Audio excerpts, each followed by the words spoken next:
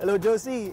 Tapos na tayo kay Ivan, Mandy, kay Jerry, tsaka kay Lota. Saan tayo next? Hi, Bam. For your last stop, papasalan mo ang mga successful entrepreneurs from our new advocacy partners, ang Uno International Corporation.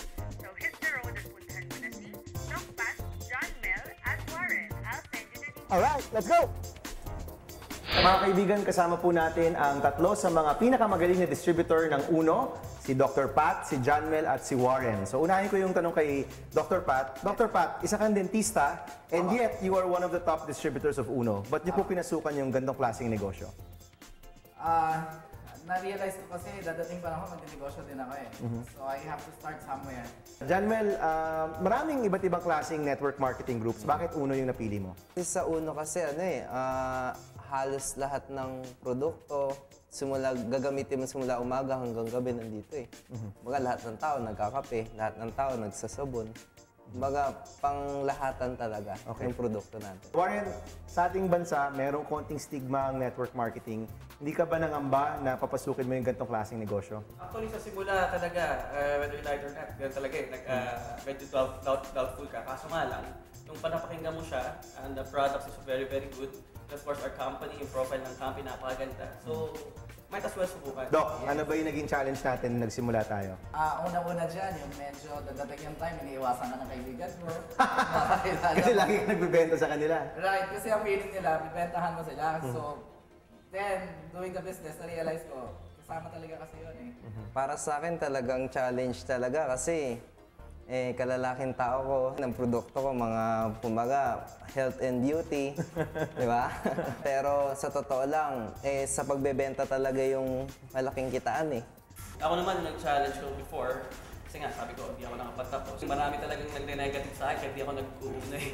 Maraming hindi naniniwala sa akin, so sanay na ako sa ganun. Pero the best part nun, sabi ko nga, nangarap lang din ako. And of course, yung lahat ng mga challenges na nangyari sa akin, lahat na-overcome. John Mel, paano nag-iba yung buhay mo now that you're one of the top distributors of Uno? Dati, estudyante lang ako na umaasa sa magulang. Pero this time, kumbaga natuto ko talagang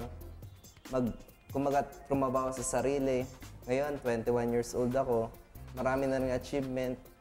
Nagkaroon ng sariling sasakyan, nagkaroon ng sariling bahay dito sa negosyo ko. Ikaw, Warren, paano nagbabago yung buhay mo dito sa Uno? Isa sa mga problema ko talaga yung pera. Kung sawa na talaga ang problema, lagi pera.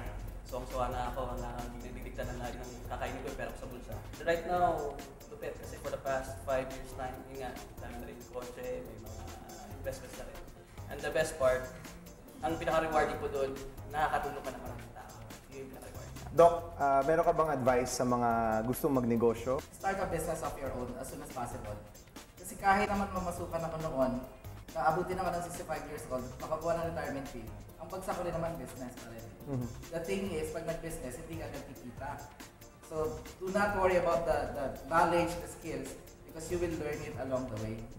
What is important is you start a business of your own as soon as possible. Kung pwede ngayon ka na mag-start. Ikaw, John, meron ka bang advice sa mga gustong magnegosyo? Especially mga 18 years old? So sa mga estudyante, kasi yung nag-start ako sa business to, ang fear ko baka estudyante ako, hindi ko siya makaya kasi hindi naman ako professional, wala naman akong background sa pagtatrabaho, wala akong background sa pagbi-business. Actually, ito yung first time talaga sa lahat eh. Pero napakadaling pag-aralan talaga na itong negosyong to. Warren, any last advice para sa mga nanonood sa atin for potential salespersons, entrepreneurs, pag gusto magnegosyo? Any advice? Kailangan talaga natin mag-aral mag-business kasi the number one problem here in the Philippines normally yung mga walang trabaho. And the best part, pag nagnegosyo ka, hawak mo yung business mo, and of course, marami kang pwedeng magawa pag nagnegosyo ka. Alright, thank you very much. Maraming salamat. Mga Go Negosyantes, maraming salamat sa inyong muling pagsama sa amin. Sana po'y natutunan niyo ang pagiging open-minded sa inyong mga negosyo. See you next week. Ako po si Bam Aquino at ito ang SME Go!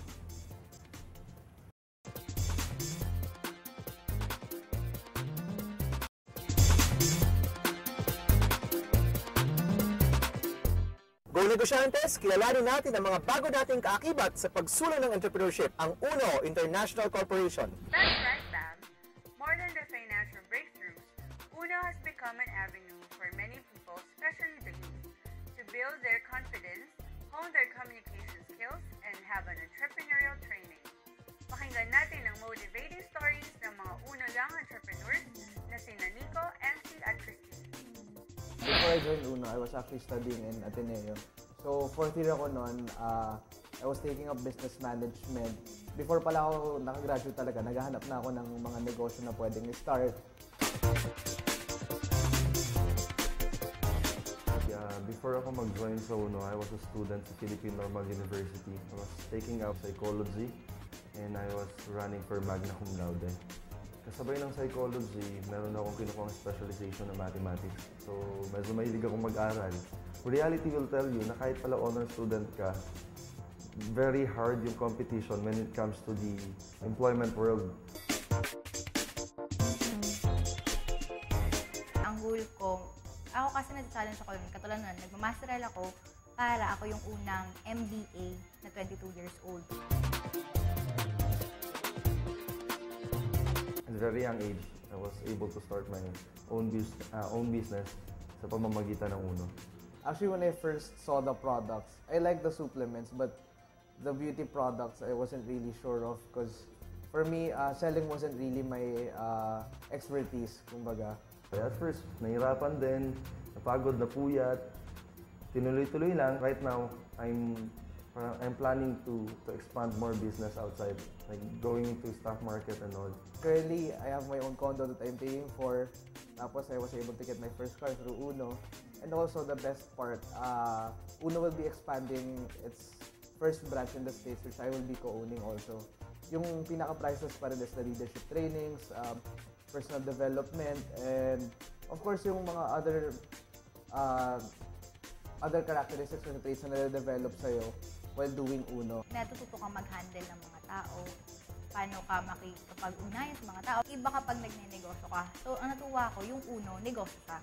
Na-attract talaga ako dun sa idea na I could actually start my own business na small capital lang pero malaking returns. Plus, this is something that I could actually do part-time. Besides that kasi, yung system na Uno, I found out na proven and tested na siya. Kumbaga parang franchising, but in a micro level. So, yun yung nakita ko sa Uno. Sa mga kagaya ko na kabataan, mga estudyante, na mataas mangarap, I just hope na i-open mo yung mind mo sa mga opportunities. I just hope na i-open mo yung heart mo sa mga darating sa yung blessing. Kasi once you're close-minded, mahirap pumasok ang blessing. Kahit bata ka pa lang, pwede ka namang kumita. So, huwag kang matakot. Para kang tumataya. Hindi mo alam kung mananalo ka o matatalo. Pero walang iba makakapagsabi kung mananalo ka o matatalo. Yung sarili mo lang din. Yung pangarap mo, hindi lang basta pangarap. Dapat gumagawa ka ng paraan para ma-achieve siya. It's never too early to start earning. And it's definitely not too early to start your own business. Ang youth naman talaga, or yung kumbaga pagiging bata is never really a hindrance para may ma-accomplish ka maganda sa buhay mo.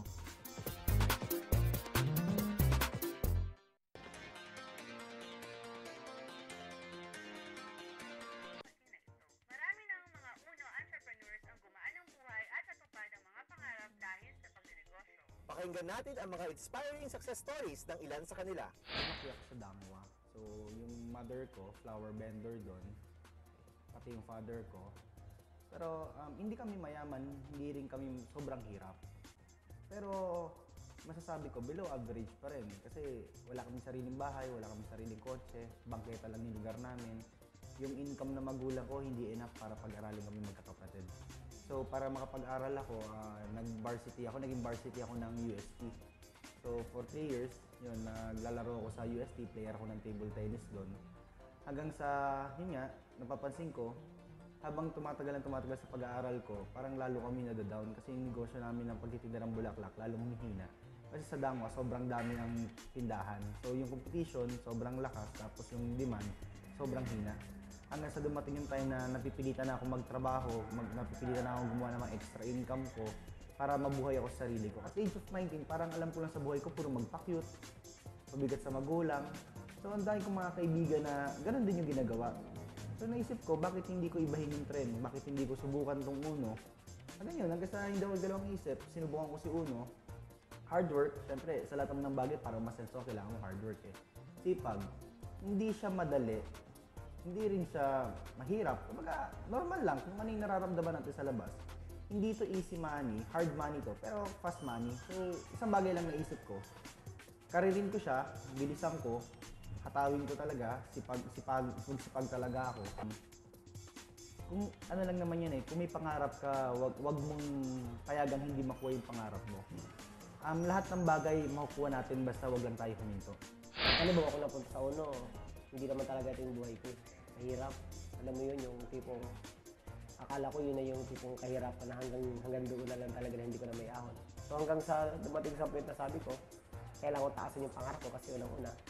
Wala naman ibang taong hindi pwedeng mangarap, hindi na lahat naman tayo, di ba? Pumunta ako ng Maynila, halos wala ko kilala.